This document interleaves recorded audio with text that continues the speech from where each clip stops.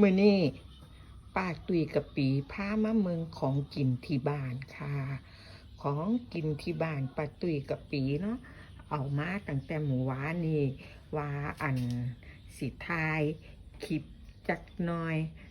เพื่อที่สิได้เอาให้พ่อแม่พี่น้องได้เมืองน้ำว่าของกินบ้านป้าตุยน่ากินขนาดใดสดใหม่อยู่ตลอดเวลาแต่ก็ลืมค่ะพ่อแม่พี่น้องบ่ได้เฮ็ดอันนี้เป็นชมพู่รุ่นที่2ค่ะเหลือ3ลูกสุดท้ายช่อนี่มันมี4ลูกค่ะพ่อแม่พี่น้องแต่ว่าป้าตุยไปจับมันแห้งมันก็เลยล่วงลูกหนึ่งเหลือ3ลูกนี่ป้าตุยกับปี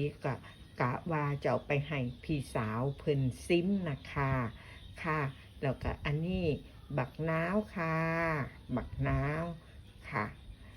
แล้วก็อันนี้บักฮุงเด้อจ้ะเด้อบักฮุง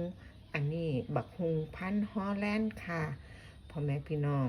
บักฮุงพันธุ์ฮอลแลนด์นี่ก็เป็นบักฮุงอยู่บ้านหน้าสาวค่ะบักนาวนี่ก็อยู่บ้านหน้าสาวเนาะค่ะเก็บมาค่ะอันนี้บักเขือม่วงนี่บ้านป้าตุยค่ะอันนี้บักเขือม่วงบ้านป้าตุยกับปีเองบักเขือเหลืองนี่ก็บ้านป้าตุยกับปี